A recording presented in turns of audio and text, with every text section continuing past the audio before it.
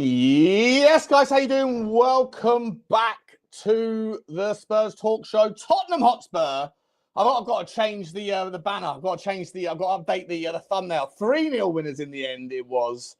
And I mean, the scoreline flatters us. The time of the game doesn't, and we've got a lot to talk about. I've got Jonny from Twitter fame and part of the furniture here. I've also got an announcement. We've got Football Inc. to announce to you guys. I'm going to give you a chance to subscribe before there's any content in this post-match game. We've also got Jim from Oso Spurs in the background as well, bringing him back on. You know what? I'm a little bit too close to the camera. Let me pull this one back a little, dial back.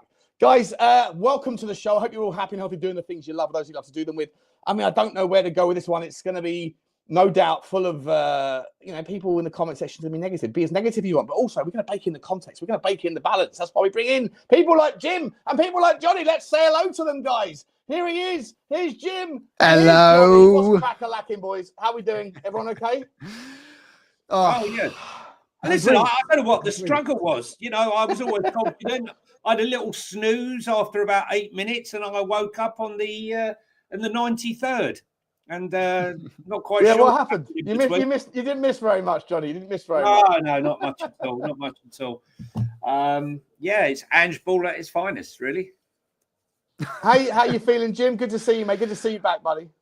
Doing good, thanks, mate. Yeah, look, I'm just delighted to be through in the FA Cup because I want this competition so much, but we can't hide from the fact that was 90 out of 120 minutes were pretty dire, weren't they? But I guess we could talk about later. The subs were too late for me and various other things like that. But look, we got through, and I've seen Spurs so often face an exit at a cup in a situation like that, but we saw it through and we won. So that's should we say the copper lining rather than the silver lining to today. Love that. Could be worse. Bromley have just taken the lead against Newcastle.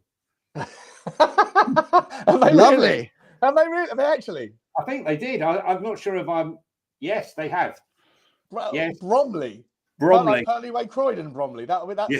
That way. That's that Bromley. That Bromley. The only reason I know of Bromley is because of all the sofa adverts in the December sales as I was growing up. You know, come to wherever it was. Sofa being found down at Bromley. Yeah, locations in Purley Croydon and Bromley. Guys, listen, welcome back. This is the first time we've got the three of us on together. It's a nice little trio. Yeah, nice to see you, Jim. Yeah, good to see you too, Jonny.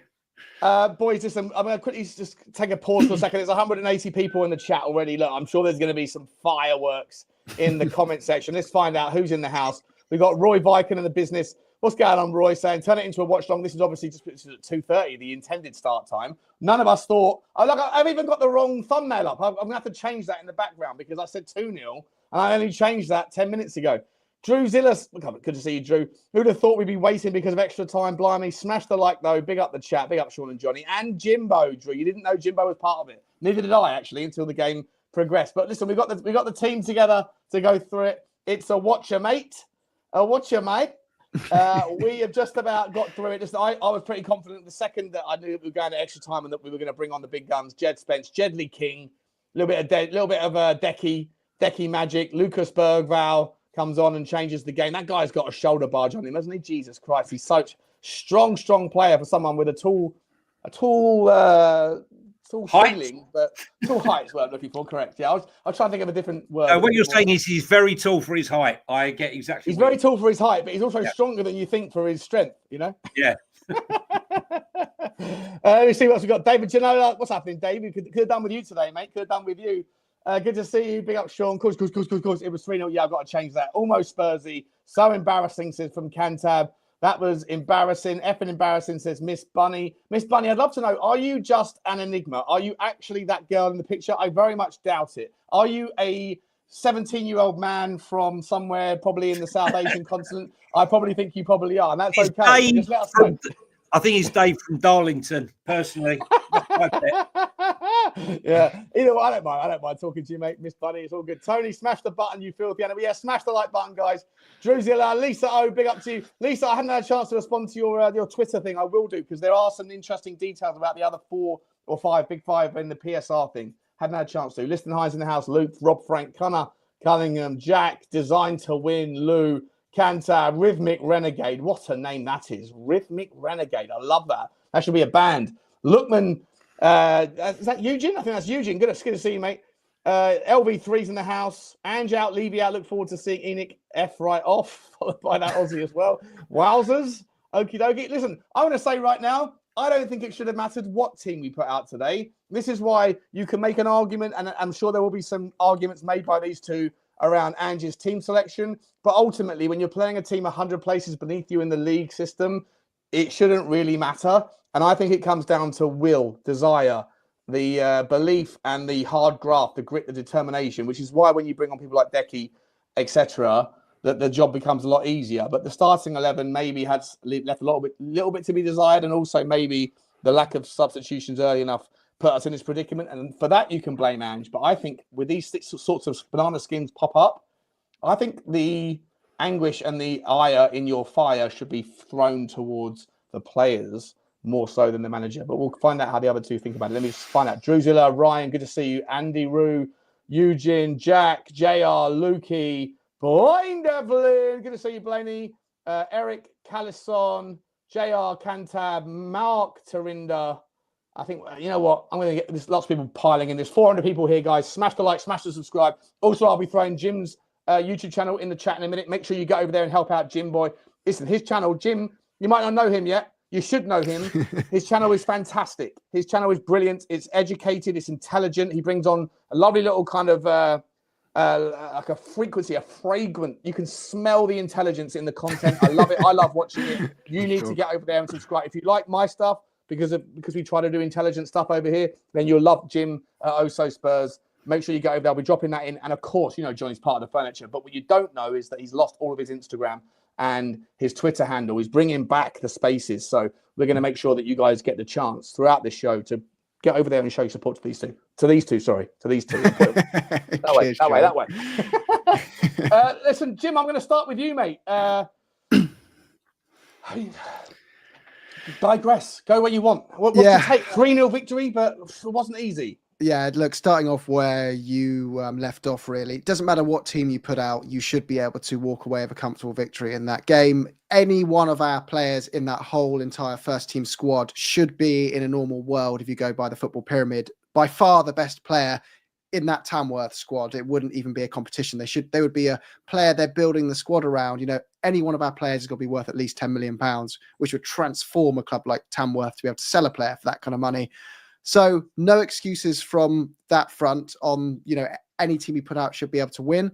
But I still want to put some feedback on the lineup that I think once we got to the 60th minute and it was clear how that game was going, I would have brought on Kulusevski for Werner, or, you know, Kulusevski and Son and Solanke would have come on about the 65th minute for me to take off, Werner, who was offering absolutely nothing. I think Johnson was, apart from his goal at the end, he was a passenger for 70 minutes. And Johnson and Maddison, for me, they just don't fit dogged style games. They're just not physical type players who are going to get stuck in and challenge for the ball. And it made it quite frustrating watching them in there. Whereas you have a Kulusevski or a Solanke who are big physical guys. And I'm always the viewpoint in games: win the game and take players off. Don't leave yourself in a situation where you're chasing a game with 20 minutes to go and trying to save it by bringing on more players. So, look, it wasn't a good performance, but let's look at we'll call it the copper lining today. That Burival was brilliant again. I thought Bissouma had a good game. Archie Gray was good again, and Kinski was good again. I'd say those four were very good. And we're through in the FA Cup. Wouldn't it be so good to win the FA Cup? So I'm delighted to be through. You love that. It's an introduction to the overall summary, my man. Johnny, listen, I know you text me in that game something that you want to obviously get off your chest regarding the manager. But what I would say is, mate, I've been making this case. I understand why people feel the way they do. Any opinion is always valid at Tottenham. But we are still in all the cups. We're still in all the cups, right? We've got, we're in the fourth round of the FA. We're in the second leg of the semi-final against Liverpool in the Carabao Cup. Still got business to do in the Europa League. It's not all bad, is it, mate? But today we want to focus on the actual performance. What's your stance, man? Who do you blame, and how do you feel? Listen, look, I blame everyone. You know, I'm not going to, you know, Ange's to blame for the team selection. The players are to blame for their application. I think the team selection was wrong. Personally, I would have started with Dorrington He's hungry to get minutes. I would have given Porro a rest because he desperately needed a rest. So I would have started Spence and Reguilon. I would have started Will Lancashire up front because he's desperate to impress. And I would have played Timo on one flank, given Johnson a rest. Not that he looked like he was resting during most of the game anyway. And have Mikey Moore on the other side. I thought the team selection was poor. Look, let's be serious here, right? Spurs haven't lost to a non-league team since 1914, 1915. And in that last minute... We didn't today either. We didn't today either. Hang on. Yeah, but let me tell you, right? In that last minute, there isn't a Tottenham fan that was watching that game, either at the game or watching it on TV, whose heart didn't drop into their mouth. Oh, Jonny, mate, in the words of Eminem, wowzers, I almost made a mess in my trousers. When that happened, I was like, "Oh no!" And the toe poke was just poor. If he puts his foot through that, that's in the game. It's in the goal, and it's game over.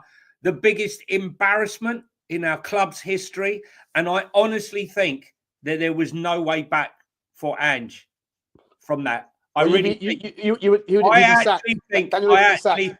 actually think that would have turned many fans who were sitting on the fence right over the top. There isn't was it Ange's fault though, Jonny? No, but listen, I'm with Jim. Yes, because he should have reacted earlier. He should have put on Kulu. The team selection was wrong.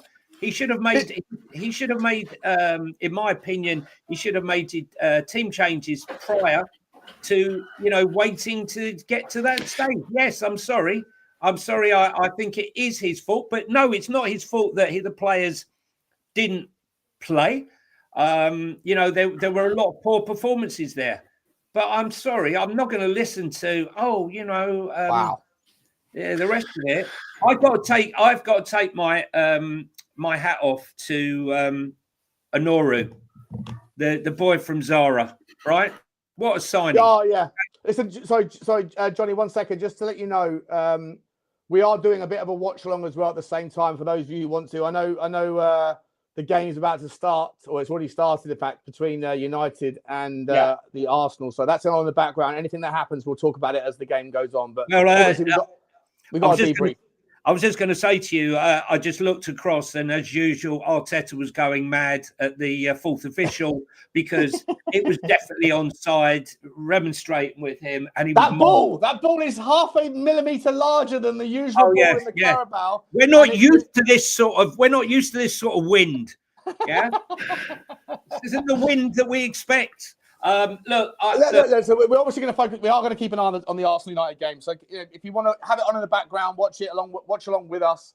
But at the same time, we've got to talk about Tottenham. Let's talk about positive. Hang on, let me just hit the positive, right? Because as far as I was concerned, there was no positive really in that first half, other than the first half, none. In the second half, right, I'm going to go Lucas Bergvall. He tried to make it happen. He was trying to ping balls across the pitch. Pedro Porro looks like honestly, he needed a rest about 3 weeks ago. I don't know what Angie's thinking. Just play him into the ground. It was the worst performance. It was the worst performance. I think that there is obviously justification to say he shouldn't have been playing. There's no need, and we'll talk about that now. But for what it's worth, just if we're going to hold people accountable here, Pedro Porro, it was the worst performance from Pedro Porro, both with the ball and without the ball, that I've seen in the 2.5 years that he's been in the club. He's knackered. He's knackered, Sean. And this is where management comes into play. And I'm sorry, Jed Spence could have played right back. Reguilon could have played left back. The two players that Ange said he couldn't possibly play and rotate because they weren't good enough. Don't even get me started on that one. So I think, I said to my son, they're going to tire 70 minutes. They held on, but I was pretty confident when I left downstairs. I said, look, I think they're going to end up losing 2 or 3-0. I felt sorry for them because that is a poor reflection of the game. And if you're a Tamworth fan and you're watching this, big up to you because I thought it was a fantastic performance by one and all. A couple of their players. Their boy... Tanks. Tommy Tonks was fantastic. I also think that the boy, where's my list? The left winger who got injured, who carried on, he was sensational. What about their centre back? That bit of and skill the there with the back flick, with the drag back, It was superb. I mean, they were absolutely superb. I mean, before the game, I said, the nicknames are Lambs, and I'm hoping that we'll lead the Lambs to their slaughter. But it was nearly us that got slaughtered. Who would have got slaughtered had that goal had gone in? Jim, let me bring you in, mate. I want to ask you some specifics here, my man. Yeah, go for it. Johnny's talked about Pedro Porro. Johnny's talked about Ange Postecoglou saying that he got the 11 wrong. Do you concur, or are you of the opinion that the 11 should have been good enough today? I sympathise a little bit in the sense that any 11 should have been. I partly agree with Johnny in the sense that I think it would have made more sense to start with Spence at right back, rest Porro, and also play Will Lancashire up front and play a natural number 9 in that position. Those are the two changes I would have made. But I also sympathise in the sense that any team you put out, even you go to the doldrums of what's left of our squad, should comfortably be walking through that game by 3 or 4 goals. And I can't put all of it on. I put most of the blame on the players and some of it on Ange, rather than most on Ange and some on the players. I think they're all culpable to the leaving ourselves in that situation today, where it was over the first 90 minutes. If we had one of those word boards, the word gets bigger. I think embarrassing and unacceptable would just overshadow every other word on the board based on 90 minutes. But hey, look, there were some things out of Ange's control, and I do think that is those players. It's much easier to go in a halftime huddle and motivate players saying, look, you've got 45 minutes now, the biggest 45 minutes of your lives. You could transform and turn your whole life around. If you score today and beat these guys, you may never have to go back to work in the morning. This could be life-changing for you. Go out there, make it happen. They're scared of you now. They're so arrogant. They think they can walk that ball past you. They can't. I think that's an easier team talk to have than, come on, we should be winning this game. Just forget the AstroTurf. Forget the kind of bizarre setting that you find yourself in out of your comfort zone. Go out there and don't embarrass yourselves. It's a much harder realm to motivate players in, but that's not an excuse, because we should have been 2 or 3 goals down, up by the end of the game. But yeah, I always think in football, you want simple answers to complicated situations. And I think we want oversimple answers of it's all the manager, it's all this, it's all that. I think it's a mixture of things today. Do you remember they nearly scored in the first minute? Yeah. 20 seconds. Yeah. Well, I would say they nearly scored. Well, it was a good save. It was a good save. It's a brilliant move. That guy, by the way, you could tell that any other time he would have come off, right? As soon as his hammy went or whatever it was. But there's a demonstration right there of willpower and belief, because he knows that he started that game fantastically well. He works for Zara during the day, like clothing people out, folding up shirts or whatever else. And he starts the game fantastic. And after half an hour or whatever it was, steps on the ball, tweaks something. And he doesn't go down. He's like, no, this is my chance. And you know what? That guy, whether or not he's going to wake up tomorrow and his hamstring's going to be like twice the size and he'll be out for a couple of months, it doesn't really matter, because that guy's put himself in the shop window. There will be a League Two or a League One team that's looking for a player like him, and that he'll get himself a contract out of that, because I thought he was absolutely sensational. What was his name, Johnny? You mentioned his name. I forgot his name. Onru, was it? Or Onru? I mean, just absolutely sensational. And that's just, when I look at the games like today, it's not about technicality. To a degree it is in the end, but ultimately it comes down to who wants it more, who has the desire, who has the willpower, who wants to sort of prove themselves. And at Tottenham, there was a few players on that pitch today. I will forgive Pedro Porro a shocking display because he was exhausted and he shouldn't have played. And I agree with you, Johnny and Jim, that maybe you could have put Jed Spence on the right and figured something out for the Reguilon for the left or whatever else. There's a way you could have handled that, because I thought Pedro Porro was just absolutely shot by a player who wanted it more. But there's other people on that pitch that I looked at, and in the first half, my frustrations were with the forward wide men once again. Timo Werner, awful. Brennan Johnson. Just shocking. And he doesn't care. He just doesn't come across to me like a player who thinks that his career is in any way, shape or form under any kind of scrutiny. and he should do because he's. What about that cross, Sean, in that first half under he whacked it over the top, it went over the back. Yeah, doing. Yeah. I could just picture Brennan Johnson's being tucked up at night by his mum still with a hot water bottle. He just doesn't. I'm not allowed to say that. I'm not allowed to say that. You are. You can't call him Brenda before you say it. That's no. I've actually said exactly the same thing, Jim. That he looks like he goes out with his mum shopping on a Saturday if he's not got a game, and they still hold hands. Yes, it just 100%. Yeah, not. Let me. Hang on. Let me get rid of this. You know what it is, Sean? Apparently, just hearing from the Spurs camp, it was. We were playing on a 3G pitch, and Spurs are used to 5G. And it made a huge difference to us. That 2G drop off was a big issue. It's a big issue. Is there anybody today, boys? Is there anybody at all that stood out for you? Let's try and find some positives. There are positives. Like Micky Moore in the second half looked fantastic. First half, I thought he was also rubbish. I'm entirely honest. Kinski. I thought everyone was. Kinski. I thought for me, I'll just leave it there. Kinski. Archie Gray, Micky Moore in the second half, Bergvall, Jed Spence, and Kulu. Solanke, I didn't even see. I mean, from the minute he came on till full-time whistle before extra time, I didn't see him do anything, to be honest with you. The only time I noticed Solanke was when he slipped over defensively and almost gave the goal away. Yeah, that was about it. It was like they were just going through the motion. So those for me would be the only players. Jim, any positives for you, mate? Yeah, look, there were positives in the game, and it was Archie Gray again for me. I thought he was, he looks like the only centre back in our squad, even though he's not a centre back at the moment. And I thought as well, Kinski, he's just so confident at coming forward with the ball. I think if we'd played with Forster today, we would have lost. So I think that just shows how important that signing was for moments like this. You need that quality. But look, it just really, and Bergvall obviously was or Bergvall, however you want to pronounce it. It is Bergvall he again, it is Bergvall. This is the sort of intelligent content that you get over on those Spurs. You get the actual pronunciations of actual players. Fantastic.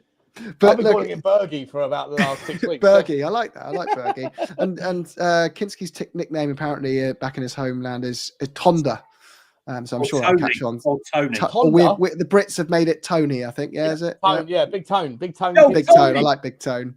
Yeah. But look, Bergvall just looks, when he comes on, you're like, we've seen players come through our own academy, Skips and Winks, as midfielder options that are supposedly the top of our academy. But when someone like Bergvall comes on, you realise how far off it those players were, and you're like, he's just mustard. He just oozes quality, and the world is at his feet. And I think if we had signed him, in a year or two, well, we wouldn't have signed him. He'd already be looking at a Man City going for 50, 60 million quid as a 20-year-old, and we'd be going, who? And we'd be like, oh, what a player.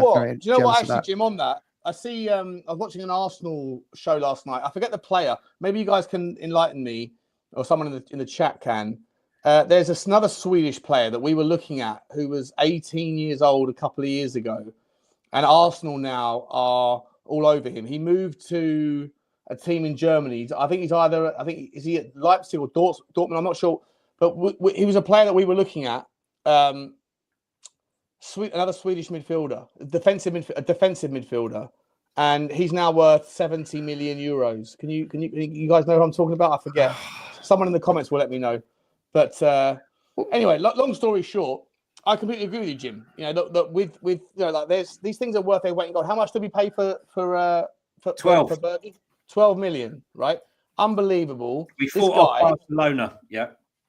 Unbelievable. That shoulder barge that he put on the Tamworth big lump. I forget. I'm not even going to try and pronounce. I actually think it was actually. It wasn't a foul. It wasn't a foul. You know what? The commentary team were a disgrace. They tried to compare that moment to 20 seconds after that happened to him, and it was chalk and cheese. Bergvall did a shoulder barge. The other guy just stepped in and completely blocked him out. Like 20. I just thought everyone apart from the Tottenham fan today was hoping for an upset, including the commentary team. Oh, of course, yeah.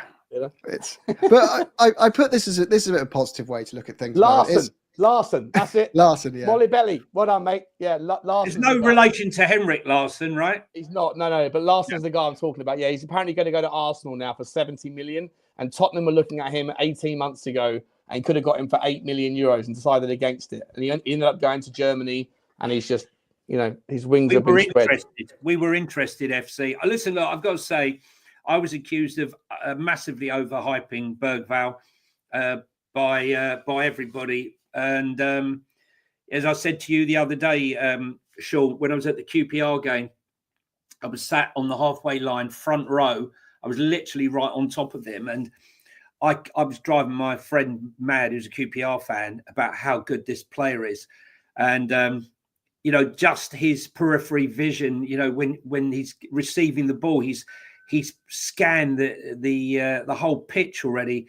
And when he's receiving that ball, he's passing and ready to move to receive it. The passing, some of the passes, he was trying to, push the ball right to the other side of the pitch. He's got absolutely everything. And when we talk about the physicality at 6'2", he's only going to get stronger. He's only going to get stronger. We've spoken about how good he is in the air. Aerial duels. Oh, mate, that man should get a job at Heathrow Airport. Yeah, he should be in air traffic control. He can read a flight that good. He's brilliant. He's absolutely sensational. I think a midfield of those two, of Bergvall and Archie Gray, is such an exciting prospect. It really, really is. And I don't care if people have accused me of overhyping the two of them. And all I've heard from people, we've only signed kids. What use is that to Ange Postecoglou? Well, let me tell you something. Without those two signings, this club would be a poorer club. Not just them, mate. Come on, Johnny. Not just them, mate. It's the kids that are carrying us right now. Correct. Yeah. Correct. Well, and I think it's easy to forget that how many of these players are kids, really. Like, Dragison's only 22, and I think people often act like he's centre-back in his prime. He does, yeah. And Kinski's 21. I think people overlook that. Odegaard, when he eventually plays, is 21. Kulusevski's only 24. Van de Ven's only 22. Like, then you haven't even mentioned Gray. Porro's 24. Yeah. Brennan Johnson, 24. And you look at Arsenal's signings, right? You take Declan Rice out as the outlier because it was a massive one. But you look at Havertz, White and Jesus, which are their next three biggest signings, which was 75, 58 and 52 million. I wouldn't swap a single one of those for Gray or Bergvall. I wouldn't even consider swapping those. 100%. Which shows we are getting some of our transfers right. Wait, how old is the number 10? What's wrong with my memory? Who's their number 10? No. Sorry, the Norwegian fella. Oh God, he's called. What's his name? Odegaard. You mean Odegaard? Odegaard. Oh, I thought you meant. How old is he? Oh, he must be about 24. I'm just checking. He's getting on a bit, is he? He's getting on a bit, yeah. 1988 he was born. 1998, so that makes him 26. 26, yeah. So he's not getting any younger. Yeah. Oh my God! Honestly, I can't watch Arsenal. I absolutely, they are. There's just something about them. Every tactic, they're going down, holding their hand. What's his name is been. He was about to shoot for Fernandez, and I don't know who's just gone off there on a stretcher for Arsenal, but they seem to have got booked. Let me ask you guys a question. Right, so I put out a tweet last night. I subscribed to the wonderful Swiss Ramble. If any of you guys are as fascinated by football finance as Jim and I are, then if you don't mind supporting people, a lot of you guys support me, even though I spent 6 months in the wilderness with my hacking and all that stuff. You still maintained your loyal support to me. I'd really recommend you go and support over on what's it called? My memory is absolutely screwed. Jesus has left the building. Just to let you know. He's off. Yeah. If you go and find Swiss Ramble on his Substack. So I was on mute. I was saying that. So Swiss Ramble on Substack. It's £5 a month or 50 quid for the year or whatever. And in that you get all of the access to all of his incredible insights. and I read through it last night. I read through it. It was a 2-part thing. It took me like an hour to read through it. So I've got insights on basically every single club's in his interpretation, and it obviously makes sense. He's using some supposition. He's using some, obviously like suggestions around presumptions or whatever around things making certain wiggle room within the accounts of the last year that he doesn't yet know. But basically, I put on Twitter that Tottenham, according to him, they could literally post a loss of £250 million in this 23-24 season from last year that will be announced in the next month or two, and still be inside of PSR rules, which everyone jumped on. All the Levy outers on Twitter retweeted it. I saw the purple and gold. And I was like, whoa, I've got to back this up with a secondary tweet and a third tweet to make sure everyone knows what I'm saying here. I'm not saying that we can spend 250 million. I'm not advocating that we push the boundary. Just because you can publish that loss doesn't mean that it's all going to be from transfers, etc. There's lots more to it. It's complex. But ultimately, where the rubber meets the road is that we do have a hell of a lot of wiggle room, Jim. And you're someone who participates in this stuff. I know you've had the wonderful the football finance guy. What's his Kieran name? Maguire. Kieran Maguire. You had him on your channel. Yeah, love Kieran. Do you think that we should be pushing the boat out a little bit more in January? Well, I think we want to, which is why we're seeking a minority sale in the club, because we want more equity so we can leverage that more. It's not a like-for-like comparison, but it kind of does help get your head around the difference between having a high PSR threshold and actually spending the money. It's a bit like saying, I went to get a credit card and I've got a 20 grand limit this month. Well, it doesn't necessarily mean you should go max out your credit card for 20 grand. You've still got to pay that money back. It's just that they believe you would survive that credit limit for a certain amount of time. Exactly that. That's a perfect analogy, yeah. But wait a minute, you got 10 grand in the bank and you've got a 2.5 grand overdraft.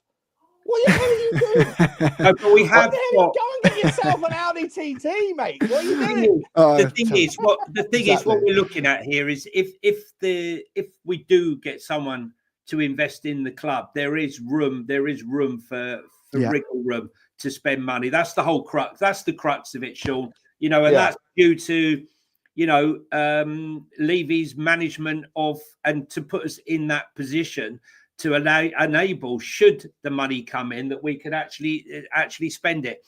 But that isn't a surprise to me, that number, because I was told it was around 250, 260. So it's not. What do you say it was? 230?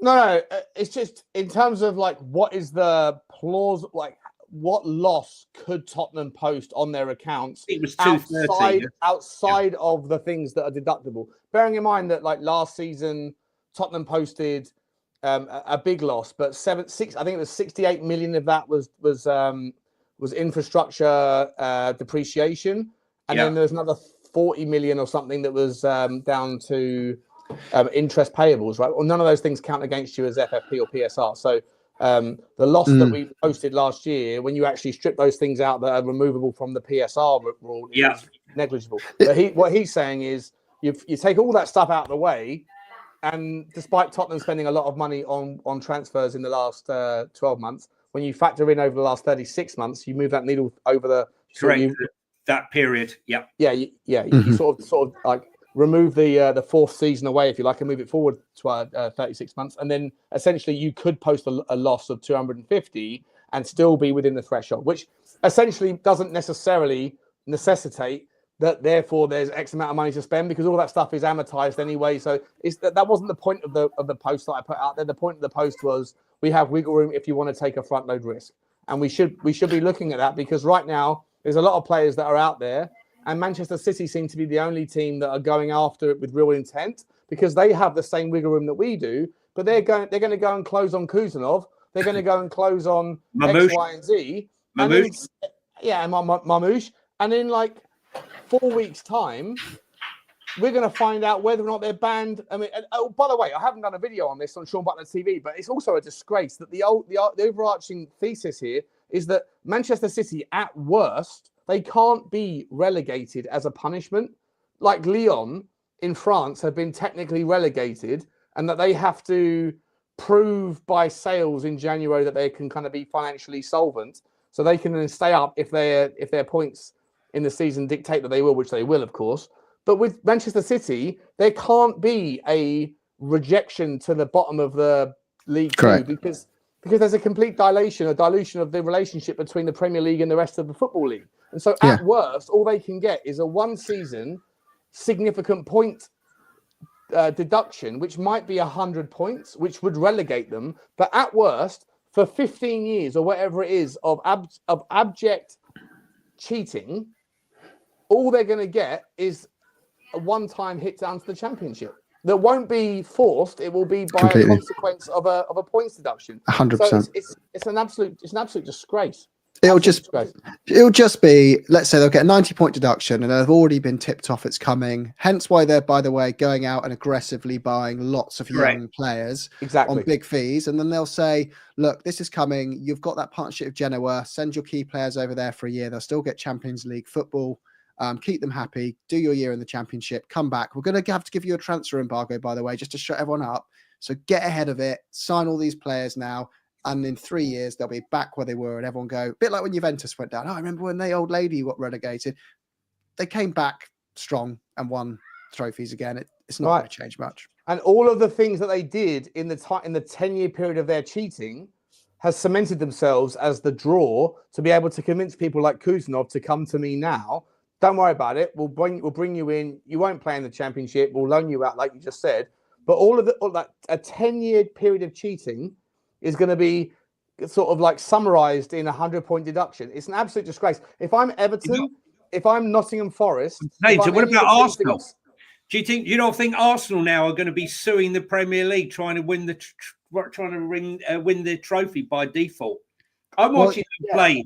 I'm watching them play this game. I'm watching it as well. Yeah, and honestly, the way they conduct themselves, I absolutely hate it. All right, I don't mind a bit of dark arts, but the fact that Jesus injured himself making a blatant foul on Fernandes, who I'm not a fan of, right, and brought him down on the edge of the box. They've dived at every challenge. They're trying desperately to get Lisandro Martinez to get sent off. It's horrible. It really is a horrible, horrible, disgusting way to conduct yourself. And the managers behind it all. I hope Man United beat them today. I really do. I'm sure we all do.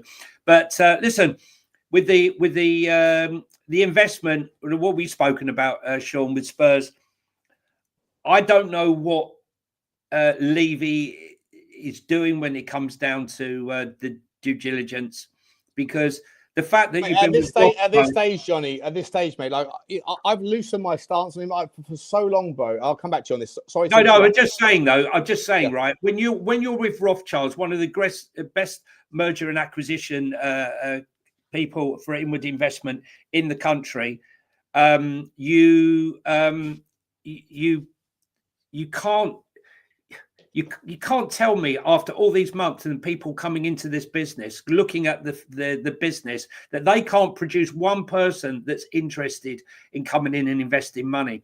Where it's falling down, Sean, is when they get down to the nitty gritty. Yeah, I don't disagree. Sorry, Jim. Just give me 1 second. I'll come to you straight after. Like Johnny, I've loosened my stance on this. People know me. I'm someone that's defended Daniel Levy for being the guy who wants to, maybe come second in the Tour de France and get. I don't understand why he's criticised for doing it organically when Lance Armstrong's juiced up to the balls, right? I don't think that's a fair reflection. I don't think you should criticise a guy for living within the rules if the people that win are juiced up. I think that there should be more criticism on the fact that the FA, the Premier League, et al. Can't create a system of rules that are actually enforceable, that are clear, concise, and that can't be wiggled around. But when you see it everywhere, you see Barcelona selling VIP boxes to unknown investment banks that for a stadium that isn't built to get themselves back to their 1-for-1 FFP thing. When you see Chelsea selling their left toe to their right toe and their right toe loaning it back to their left toe, like I feel like there's a never-ending amount of ability for anybody that has a little bit of creative accounting to be able to manipulate these rules, because ultimately, how tight can the rules ever be? And this is, again, my open-mindedness. Your mind should always be open like a parachute. It only works when it's open. But ultimately, Jim, I feel like the rules can only ever be, even the ATP, the alternative party transactions or whatever it's called, APT, right? Where Manchester City, part of their the charges against them are that they'll utilize their multi-club ownership model, the overarching umbrella that will sort of, seek revenue from one source and bring it in through a third party. You could see that happening even under any set of rules. You can always see if you have an owner that is ridiculously global in their approach and doesn't just worry about finance. Even if you can't directly rob from Peter to pay Paul, you could rob from Peter, who loans it to Patrick, and Patrick loans to Piere, and Piere eventually pays Paul. And there's no ability for those loans to ever really be manipulated in a way that doesn't if you have this sort of distant relationship with profitability, if that's not your overall aim in the short term, then it's forever going to be manipulated. And so as much as I respect Daniel Levy for doing what he's done within the rules, at some point, and I think now is the time, when you sit there and go, oh, okay, 115 charges, and the worst that's going to happen is they're going to have a 500-point deduction because you only need 80 points and you're going down regardless. But if all you can do is relegate them once and then it's all clear and done, then to me, a tiny price for the treble. Exactly, Jim. Exactly, mate. A tiny price for the treble. And as much as I respect Daniel Levy, ultimately, if we're all in elite sports to win trophies, then at some point you have to go either Daniel Levy and ENIC. You've got the relationships. ENIC, by the way, and who's above ENIC, right? The bigger company behind them. Right? You mean Tavistock, yeah. Right? And Tavistock have got 1,000 little 200 companies. 200 companies, all controlled now by Daniel Levy. At some point, you have to start robbing Peter to pay Paul, to loan to Patrick, to or lease to Piere, whatever. And if you can't do that stuff, then it's time to shift over to someone that can, because this is the only real way that you can make this magic work. And Jonny, you kind of started the bit of like why he can't sell the club or find a share to offload. But I do feel like we're kind of a unique club in the way we're run, in the sense that typically you have two types of chairmen. You have the chairmen who are in it purely as an investment and they're not cash rich. They're looking to flip an asset and become cash rich, but not in the realm of football. They want to use football to get rich and move on to something else.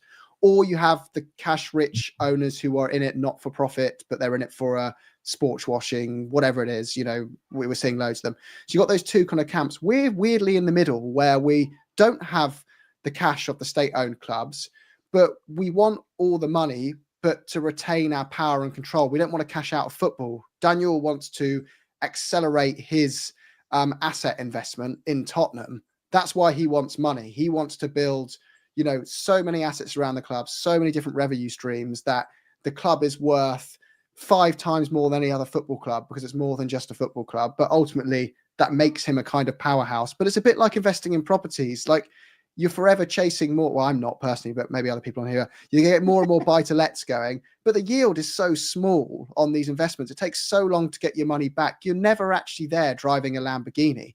You're just going, great, I've got 12 houses with mortgages on them, but I get a decent yield each month and I'm still working for my pension.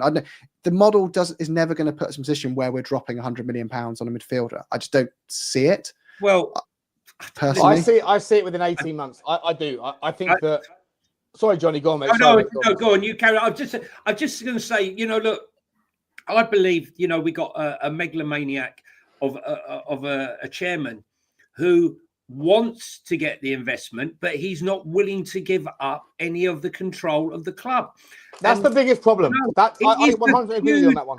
It's a huge problem. And, listen, if I'm coming along and I've got 200 million or 300 million, we want you now, just give it to me and I'll look after it. No, I want to stay. I want to dine at the table. I want to. He won't give Amanda Staveley a seat at the board, right? But let me just press pause on this. I've got a couple of super chats here. We got from Blaine Devlin. Brennan's excuse today is ponies don't like trotting on 3G surfaces, so his hooves keep getting stuck. Look, history shows results only, 4th round away. Exactly, mate. There's no asterisks in life, Blaine. There's only scoreboards. No one cares about the detail if we make our way to the final, if we lose against Liverpool, no one will remember the fact that we beat City, United, and Coventry on the way. If we beat Newcastle or Arsenal in the final, people will just go, oh, well done, Tottenham, for finally getting a trophy. But it will be long forgotten that it would have been the hardest won trophy, in my opinion, in the history in my lifetime. I can't remember anyone else winning a trophy as hard fought as what we would have had to have done. And today, Blaine, you're absolutely spot on, my man. Great to see you, buddy. At the end of the day, we won 3-0, right? So, but there's lots to take away from it. And Shane Reynolds, big up Shane, member for 12 months, happy we won. Madders needs to stay on his feet. Look, I thought Madders was the only person in the first half that was doing anything. I thought he did a little bit too much, if I'm entirely honest. I thought he was a little bit too trickery. He was trying to always do it himself. I don't know if that's a problem. Do you guys agree or not? He's going to he's not going to be afforded that amount of room in a Premier League game, which has been half the problem this season, because when he doesn't get space, he can't play. He faded dramatically after 70 minutes. He tried to do lots, Sean, but after that, I don't remember much. Don't remember him doing too much, to be honest, if I'm honest. He tried to make it happen. You can't fault him for that. Can't fault him for the effort. But it was said before, he went down 3 or 4 times, holding his ankle, holding his head, holding his ribs. You know, like, come on. He got smashed by that geezer in the first 8 minutes, though, didn't he? Yeah, once. And that's like, hello, I'm here. Yeah, you know? Jonny, say that, Jim. I know you've got to go in a few minutes, mate. You've got to do some family stuff. Yeah. So sorry, I just want to give you. I'll give you a chance when I'll ask you a question right now. Away from the game, well, I'll let you summarize the game thoughts and what we're going to do. But I also want to just give you a quick chance to respond to this idea that we're talking about before the breather there, and also plug your channel for us. Amanda Staveley maybe is walking away from the potential investment because she wants a place on the board, and Daniel Levy won't give it to her. Jonny makes a really, really good point that he wants ultimate control. Is the fact, listen, I've been calling out Daniel Levy a hell of a lot recently. I know people on other channels will never acknowledge the fact that they think of me as a Levian and therefore whatever. But ultimately, you know, there's lots of evidence, right? So he obviously was in charge of the Jedley King signing, and fair play to him. It's proven to be worth its weight in gold. He got involved in Dragusin. He's getting involved now in Molo Kawani. He got involved in Pedro Porro. He got involved. Like, this idea of him stepping back, this idea of Scott Munn and, you know, and Paratici still involved. Paratici apparently brought to the club the attention of Douglas Luiz as a possible transfer.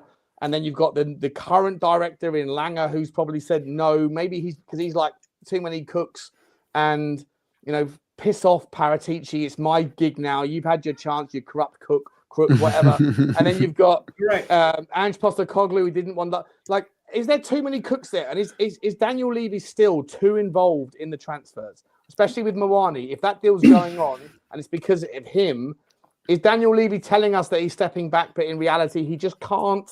He cannot leave it alone. Is that a problem? He will never fully step back, and I think you and I have the same view that he's not as bad as he's made out to be in many cases, but he does have a control issue where he just sometimes should leave things to people and trust them who specialize in those things rather than trying to, you know, keep control of it. But I'd say when he took over Spurs, it was a very different football world. It was a world where the Premier League was absolutely booming in growth. You could buy a player for X and they got up by 50% 2 seasons later, not just because they were a good player, but just because the markets and the money was of such an influx that everything was booming. So he realized, actually, we've got an opportunity here. So I bought a club that's kind of mid-table, but has a fan base of the top 6 or 7, but it can't financially compete with them. How do I bridge that gap, and how do I get up with those clubs? And the only way we could really do it back then, and we used to kind of flex it as a win back then, we used to say, net spend was 0, but we still spent 100 million in the window because we got so good at buying a low and selling high. And that model really worked. And Daniel Levy, we acted like a startup then. Daniel, the chairman, was involved with everything. He made things happen fast. He got Gareth Bale over line. He got Dele Alli was involved with that. He was involved with Luka Modric. All these great things happened really, really fast. But then the club's got into a size where I don't think he knows how what a perfect model looks like. I think we're such a size now where it's time for more structure, a more mature model, a bit like how City Group were the epitome, right? Man City are the face of a group of 10 different football clubs. They're just the angel on top of the Christmas tree, as it were. But they are a machine that is very, safely set up when it comes to risk, because they've got 10 scouting networks by having 10 clubs. They've got 10 head coaches. They've got 10, medical departments. They've got all these specializations around the world they can tap into, 10 different sets of accounts they can put money through, all these kind of things. We still seem to be somewhere in the middle where we've grown this and we've led the way with the stadium and the infrastructure model. But I still think our scouting model and recruitment is what held us back. We suddenly went, we can drop 120 million pounds net every window. Now the stadium's open. We did, but we wasted it. We may as well have spent nothing because we spent it on rubbish. And then about 3 years ago, he kind of clocked onto that and brought in Paratici. And only just now have we brought in the Langer and Scott Munn model, and we've started to go, we should be more forward-thinking. A lot of people who are massive sycophants of Paratici are unimpressed with Langer. Langer's responsible for Archie Gray and Bergvall. Yeah. Right? And a couple of others. Are we right to be thinking that Paratici is the guy that finds the slightly more mature gems, and that Langer's the guy who finds the kids, or is it too many cooks? Because there is that with the Douglas Luiz thing. Apparently, I'm not allowed to say this. Who said it? But the relationship with Paratici bringing in Douglas Luiz and it was turned down by Langer. Is that because it's what's best for Tottenham, or is it like one person saying, it's my gig, bro, you're on suspension, relax? What's going on there? Yeah, I get the impression. I've read about how Daniel operates, and don't know why I call him Levy. Let's call him Levy. It's not like his mate. But the way he supposedly operates is he has a close circle of people. He has his own little ideas. He has when he's brushing his teeth in the morning, and he goes, David Pleat, what do you think? I want to sign this player. And someone with a football brain will go, you're being an idiot. And he'll go, I'm doing it anyway. Or, okay, I agree with you. And I feel like he's kind of upgraded that. He's kind of binned off Pleat and his old crew and gone, I'm upgrading you to Fabio Paratici, and he's going to be my consultant, and he's going to be texting you and WhatsApping him all the time for advice on his ideas.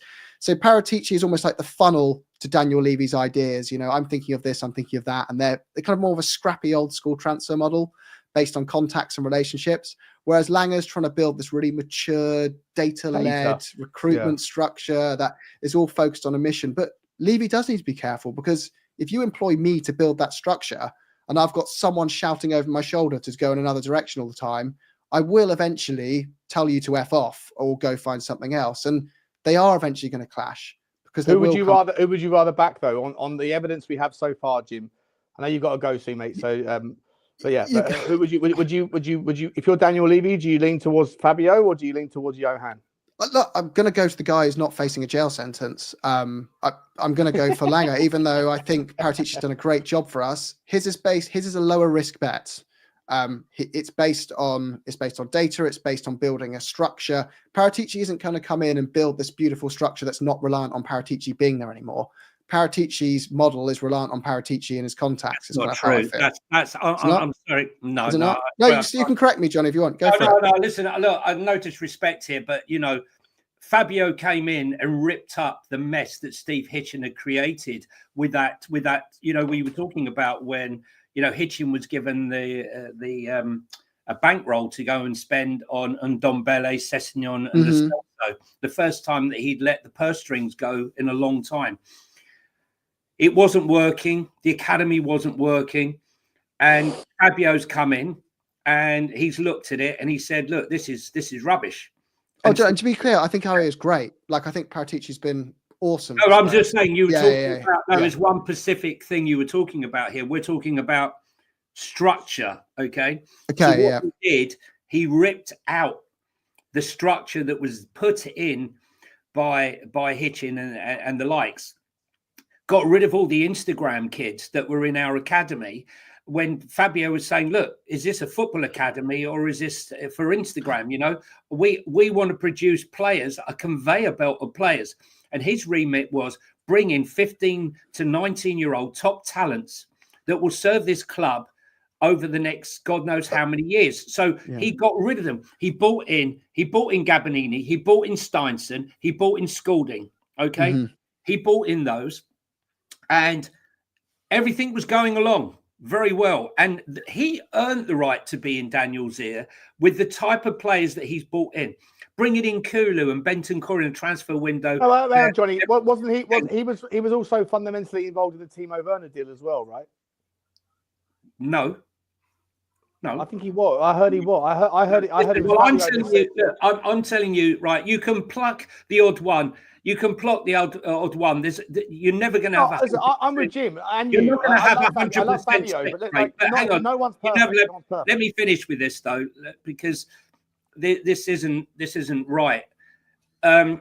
Basically, when they've gone in, he's gone in with this, and when obviously what happened with the charges and everything, Gabbanini thought that he was going to be the director of football, and Scott Munn bought in Lang. Okay, then told him he's not going to be director of football. So Steinson left, and Gabbanini left. The only one that's left there is Scalding, and we're to believe that the model was all wrong. No, it wasn't. That model won us, the under-17s, the under-18, the leagues, won us the under-21 cup. There was plenty going on in that. Oh, Johnny, I agree with you. Like plenty, and let me just tell you, he was demoted by Aston Villa.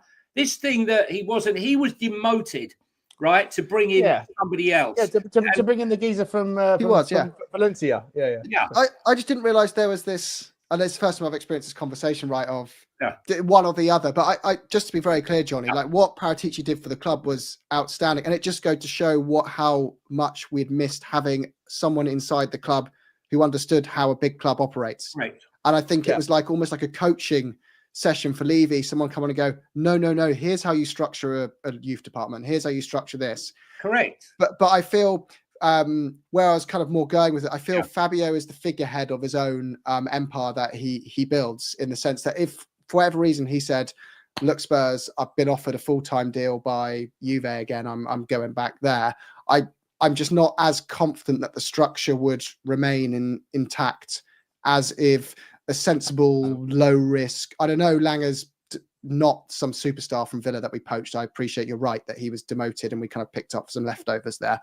But I feel like he'd build a structure that's not reliant on himself and then go, I've built it for you.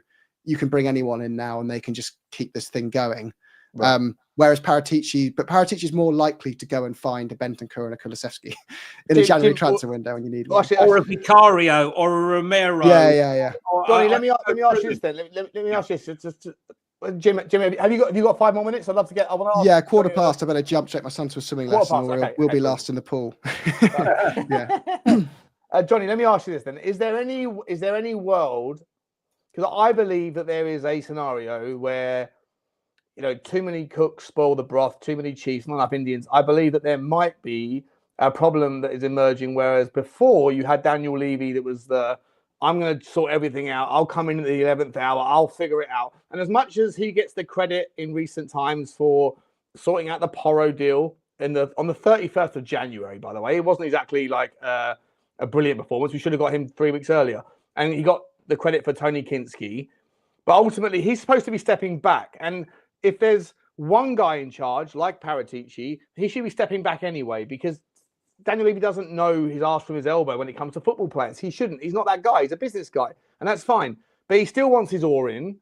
And he got involved in Jed Spence. And it takes 3 years and we see the value of it. So fair play. I'll give you the pat on the back if you want, Daniel. But ultimately, is there any relationship where you believe, Johnny, and then after you said, I want to hear Jim's thoughts as well, whereby you can have a successful relationship where you have a Johan Langer and a Paratici that are symbiotico, if that's the word, where they are, where they both can handle, they can both bring like various players. If Johan's going after the young guys and Paratici's his old school kind of relationships kind of model that Jim alluded to, can they work in harmony, or is it going to always be a case of like, stop fucking pissing on my fucking shoes? With, if I want to bring someone Is it going to be egos at dawn, basically, Jonny? It already is. Look, it's like I just said to you.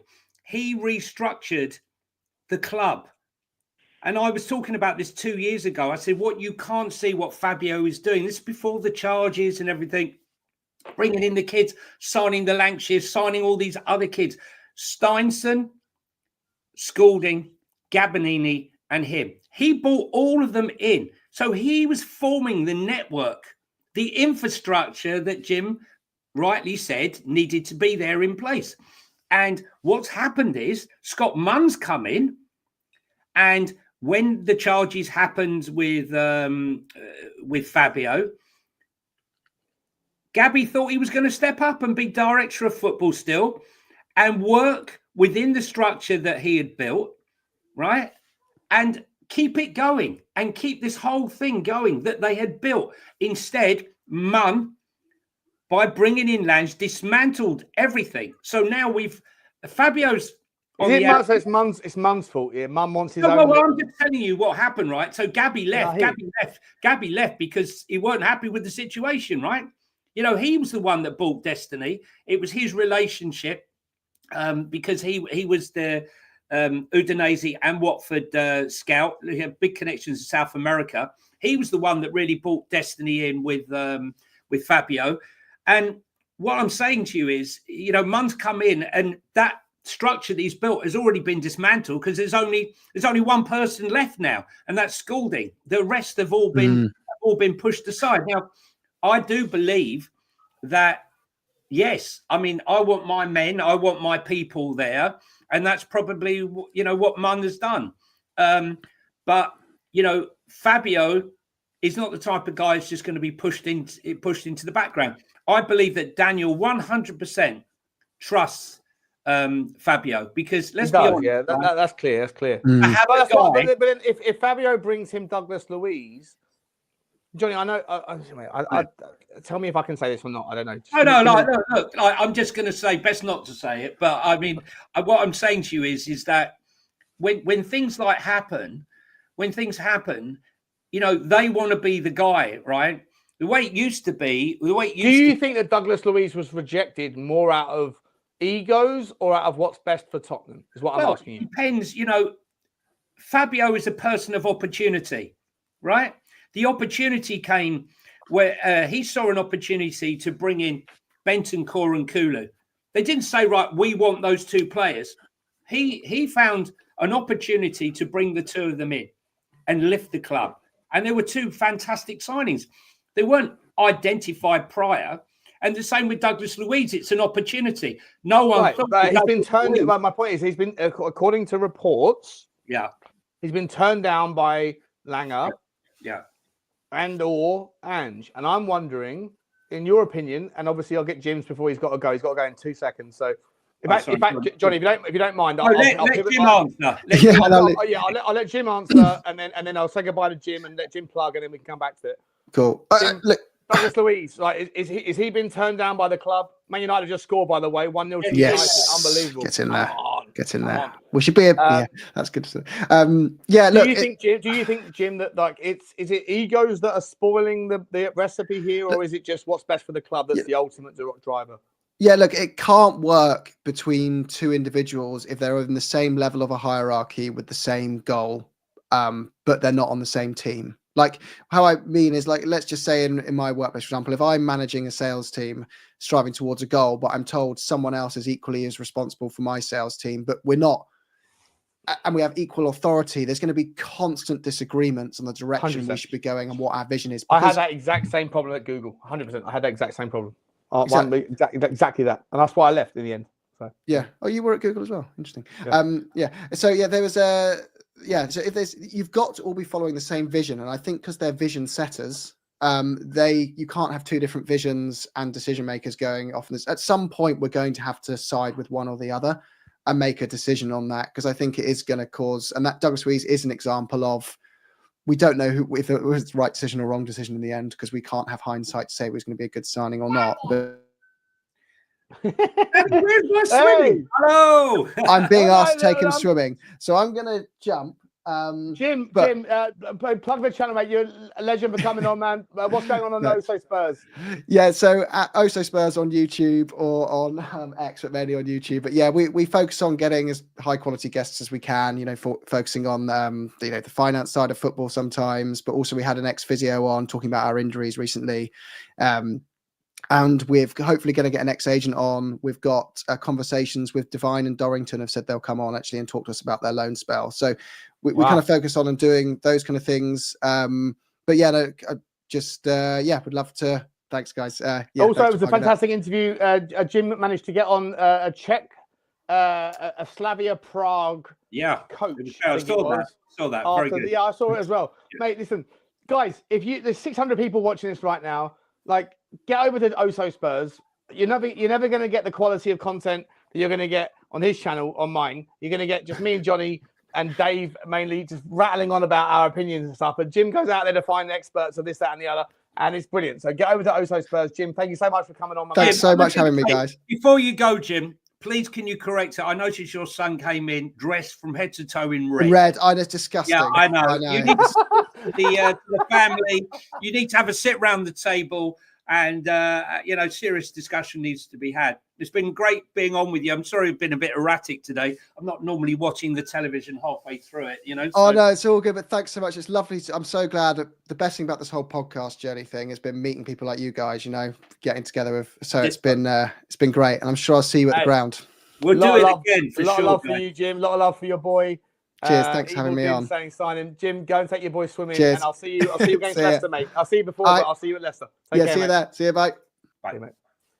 Absolute legend. Jim, go over to Oso Spurs, guys. Honestly, that channel, I don't understand why, not that there's any discredit for it. Everyone's got to go through their journey, but it should be far, far, far more subscribers over there. They have a wonderfully balanced output.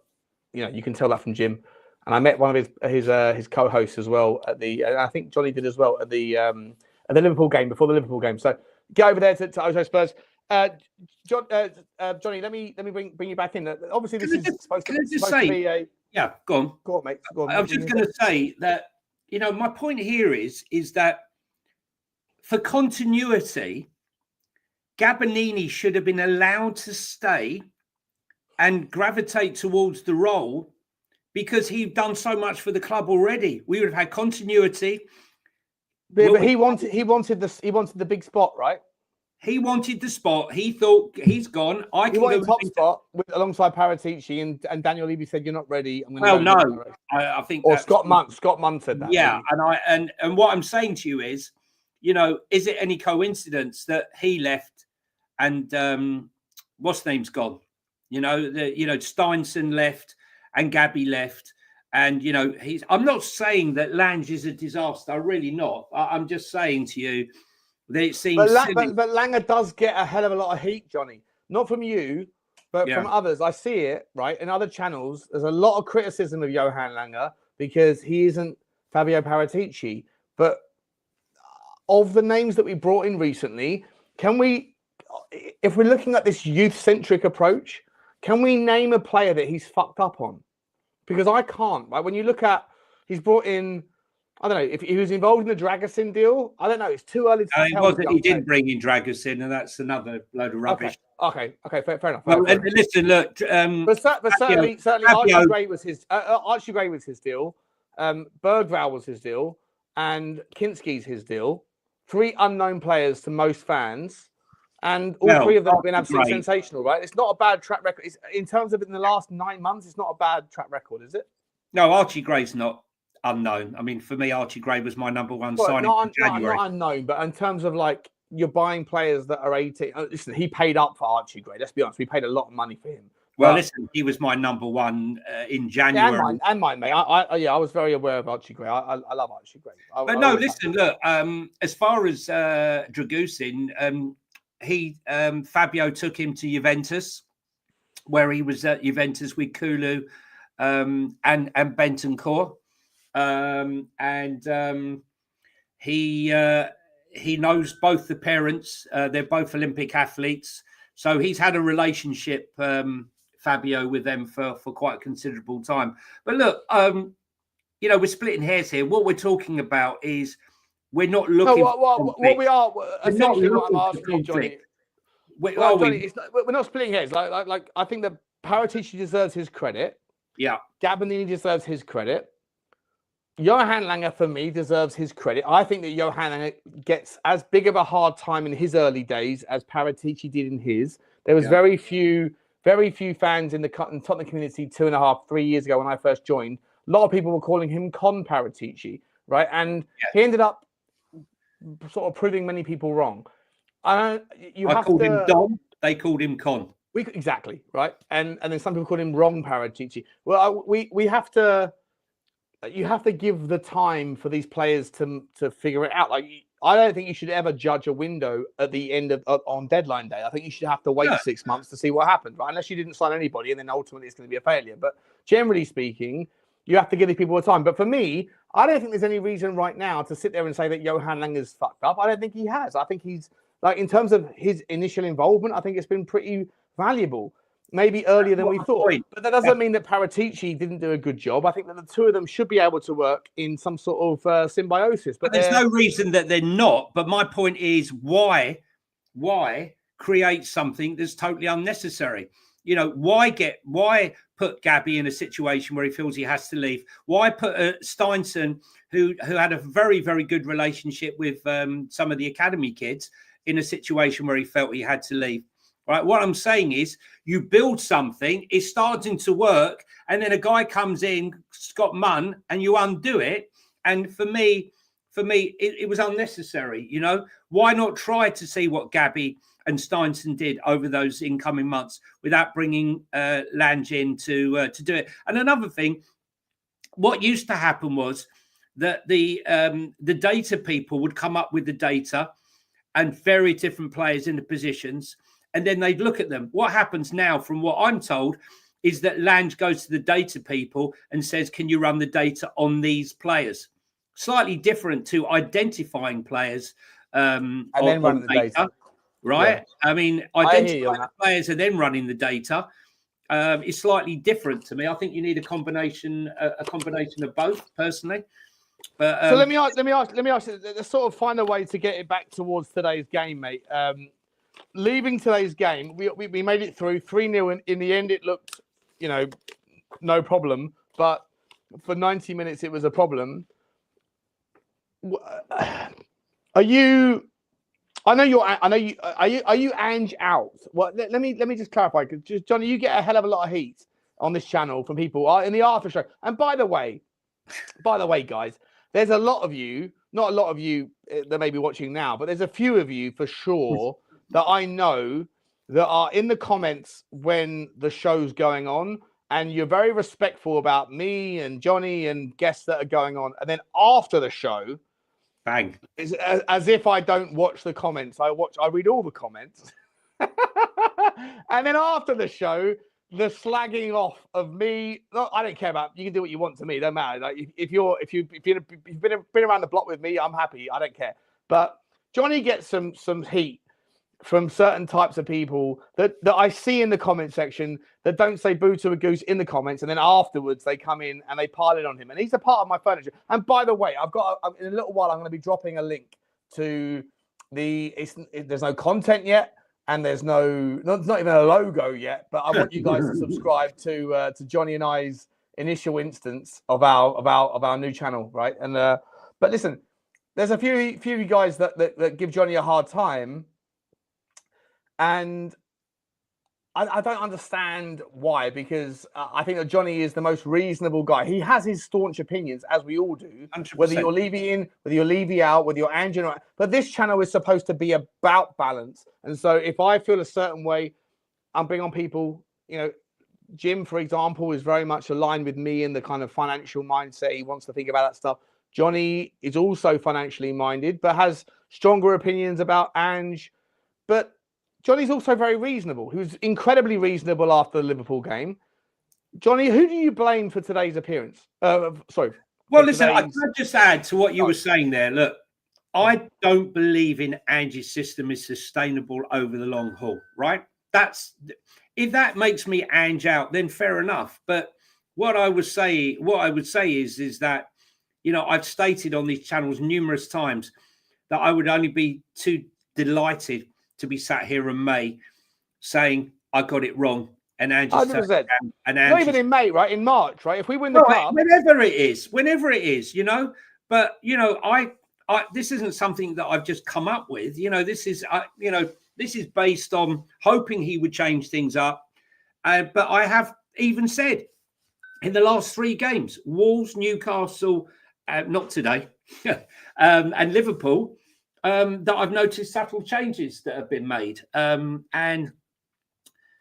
You know, I've acknowledged them. I want our club to succeed. I don't care who's in charge. But you can see Ange's changing, right? I mean, I can see he's changed in the last 3 games, apart from today. Yes. Yeah. Even today, we didn't play the same style. I give a hell of a lot of credit to Tamworth today, personally. Yeah, no, but I said to you, I don't know whether it's by default or by design. Personally, I think it's by default. You know, when I look today and we're playing Reguilon and Spence, you know, 2 players who say that, you know, Andrew said he can't use because he can't rotate. I find that's a little bit hard to suck up. I've been going on about it for weeks and weeks and weeks. And I feel a bit vindicated now. But no one's going to come back and say, you know what, you were right. But they're happy to jump on and tell you when you're wrong. So to those who attack me straight afterwards and say I can't listen to him if he's on because he's not for well, first and foremost, get used to it, right? Because I have people saying, Sean, like, can you let me know when you're going to do a show without Jonny?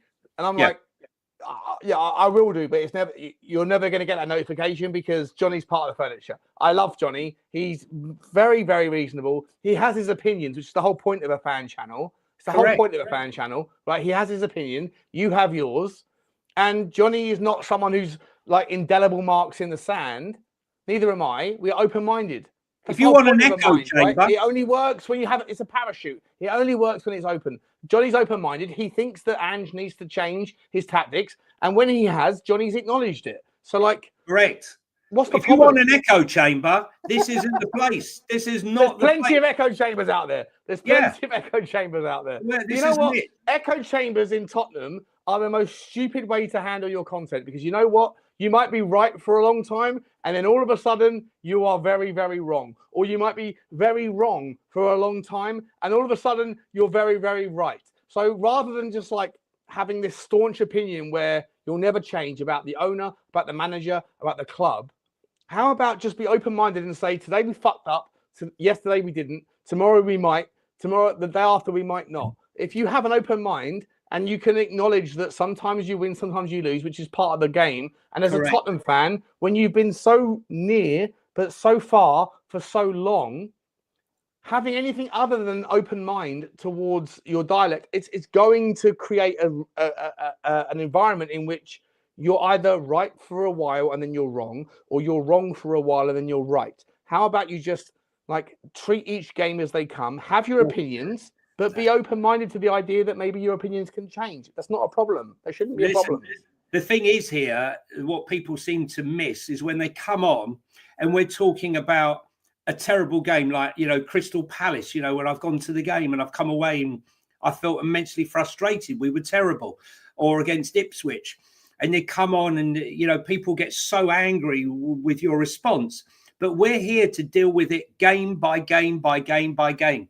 And if you're losing and you're not winning in 8 games or 9 games, it's going to get... You're naturally going to go that way. Correct. You know? Correct. Listen, Jed Spence, mate. Jedley King. Yeah. Came on today. You got 20 minutes towards the end. Superb again. It's superb again.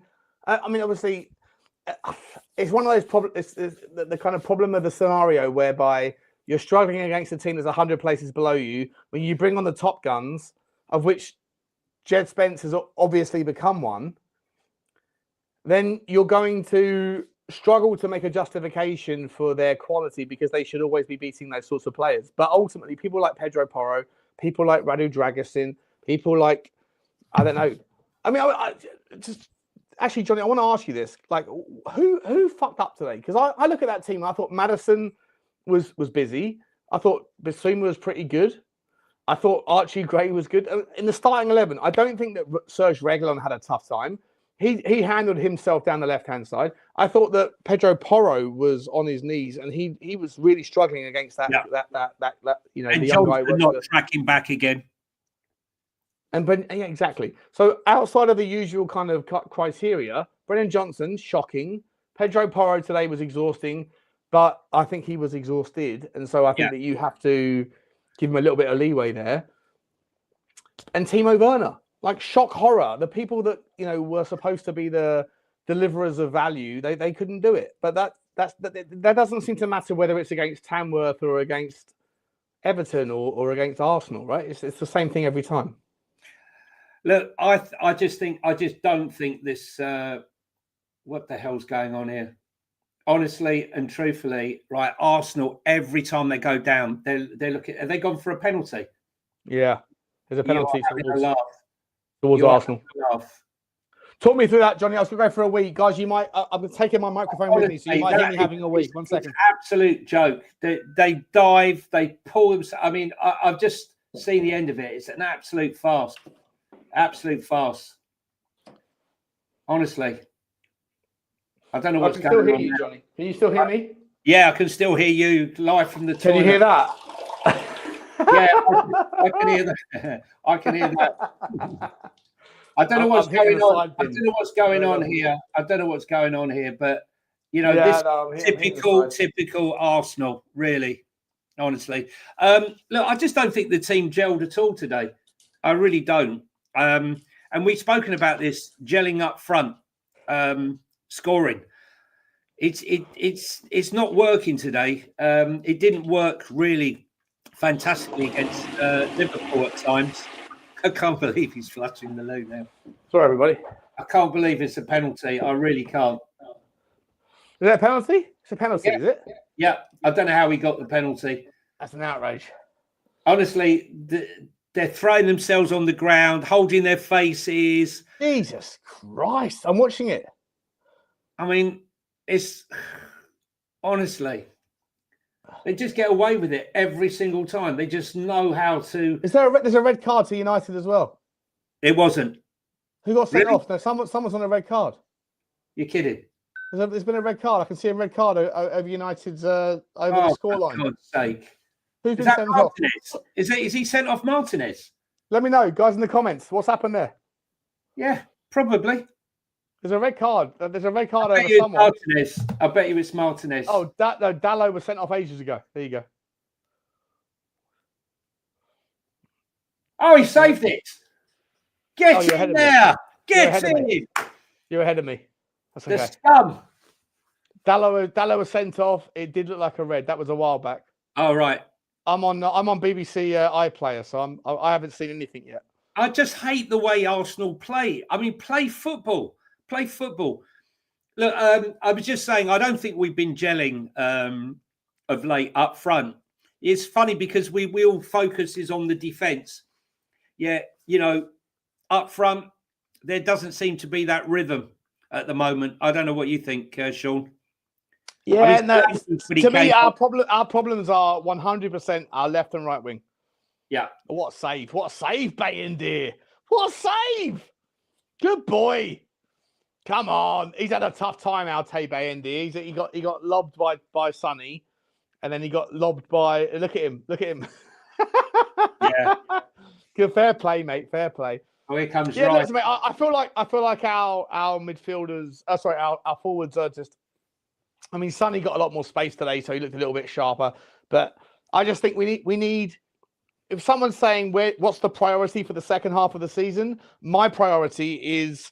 I'd even say go and get a winger before you go and get a centre back or a fullback, because I look at the team that we have, the squad that we have, and I'm thinking in 3 weeks' time, you're going to have Romero, Van De Ven, Udogie back. At some point in the next month, you're going to have them back. But I don't see any change in our forward line.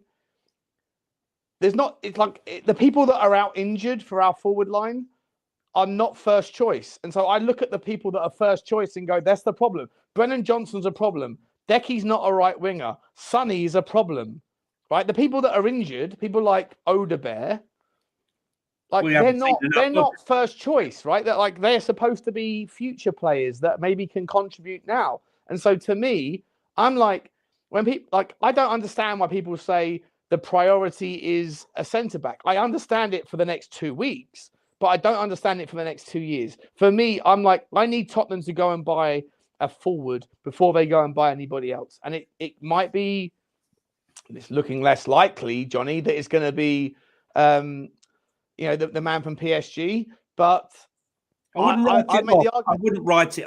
Listen, I wouldn't write it off because Juve got their. I think Juve got their own problems, financial problems. But it's. Can I ask you a question? Do you think that when we get Micky Van De Ven and Romero back and our midfielders back, that Archie Gray, Jed Spence, and Bergvall are going to get minutes at this club? Because I'm not so sure. Yeah, they will. But I want to see Archie Gray get a chance in the. I want to see him play in the midfield. We all want that. I think to a man, to every Spurs fan, we want to see that.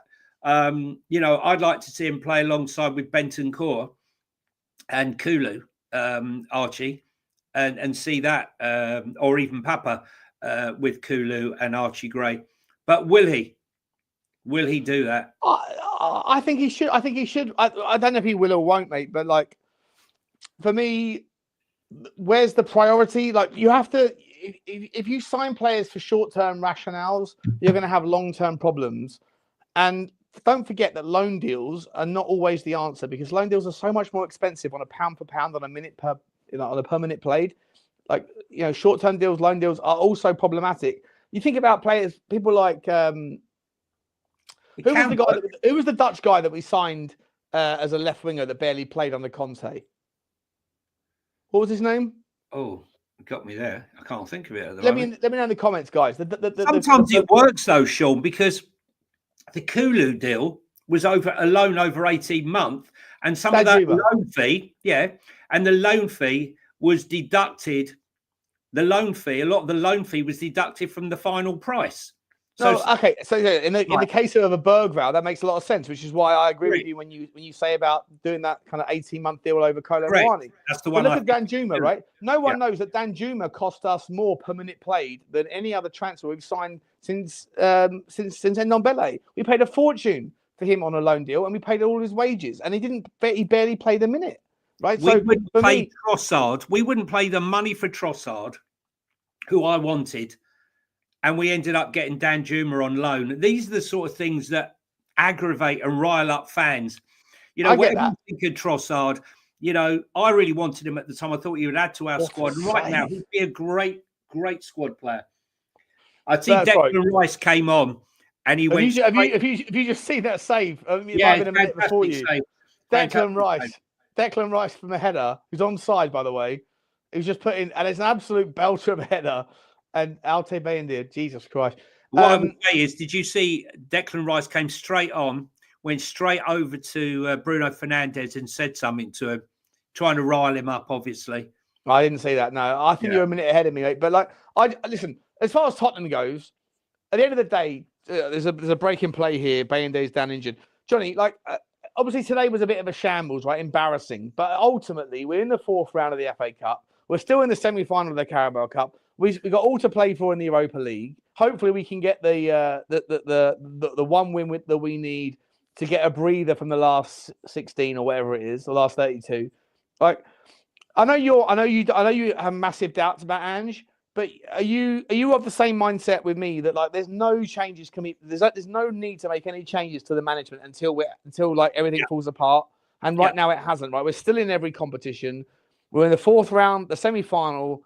And probably the last 16 of the Cup, the Europa League.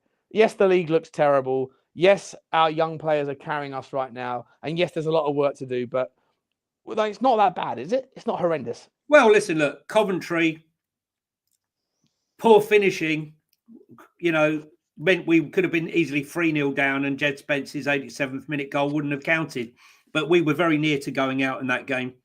And let's be honest, in that 95th minute, I thought that was going to go in the back of the net. It was a terrible toe poke, puts his foot through it. That's in the back of the net. Game over. the most embarrassing result for Spurs since 1914-15, which was the last time he lost to a non-league team when the leagues were totally different in those days. And I think that would have been a step too far for Ange. So, those two games, had they gone the other way, Sean, then, we wouldn't be having this conversation. Had you lost to Coventry, we wouldn't be in the cup. Had we, that big ball been put in the death there. And I do blame him for certain aspects of it. I believe he set up the wrong team. I do believe he should have made some subs around 70 minutes, bring on Decky, because we need to get hold of the middle of the park. But listen, It is what it is. We're through. And we move on, and no one will really care about it when push comes to shove at the end of it. When's the draw, Jonny, for the fourth round? Monday night? I think it's Monday. After there's a brilliant game tomorrow night. It's Millwall against, I think it's Dagenham and Redbridge. Should be a cracker. Should be an absolute cracker. Jonny, we'll leave it there, mate. I'll let you go and watch the last 10 minutes of the cup. Mate, thank you very much for coming on. Jonny, what's going on, buddy? Let me plug your Instagram for you one more time. What's going on with your? Where are you this week? What's going on with you? I think I'm on Savas tonight at 7:30. I promised him I'd go on. I will be doing some stuff this week for Football Inc. I. Yeah, that's a massive point. Hang on a second. Let me grab that. Let me grab that link. Ladies and gentlemen. I want you to. It's not even. There's no content yet. There's no content yet. But what I need from you guys, okay, if you love us, there's 400 people here. Then get yourself over. Hang on a second. Let me go to the studio. I think that should do it. That should be it. Or hang on a second. HTTPS www.youtube. Let me see if you can do this. It's an exclusive. Football. I think that's it. I think one of these two is it, guys. Get over there and subscribe right now. 400 of you that are watching, get over there. Me and Jonny are about to start. Okay, it's either that one there or it's that one there. Click on both links. Get over there right now. Subscribe. Me and Jonny are going to be putting out some content as soon as very possible. And we're going to be starting, and it's going to be insane. Jonny and I are going to be banging out 10, 12-minute videos about all things football, finance, what's going with Barcelona. We've got PSR, FFP. We've got what's happening with match reactions. We've got all sorts. VAR. We've got referees. Shebang.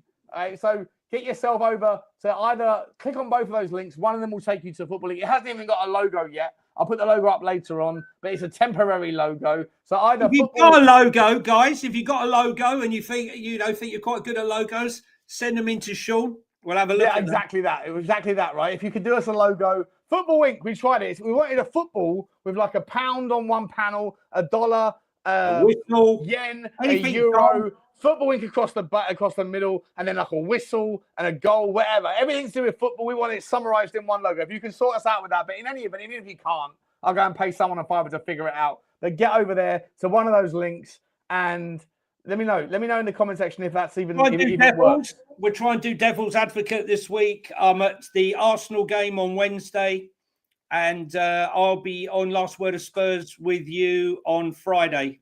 6 subscriber. Get in there. There you go. We should be on 25 already. 25. We haven't put any content out, but 25. You should go there, hit the subscribe. Get on. Footballing. You know it makes We sense. want to get to 1,000 before we even have to put out any content. Come on, guys. Smash the subscribe. We love you for it. Jonny, we will see you very soon, my man. Thank you so much. Guys, we're going to leave you. Go and watch the last 10 minutes of the Arsenal game, and we'll see you later on. Like, subscribe, and comment. And as always, come on, you Spurs. Come on. Come on.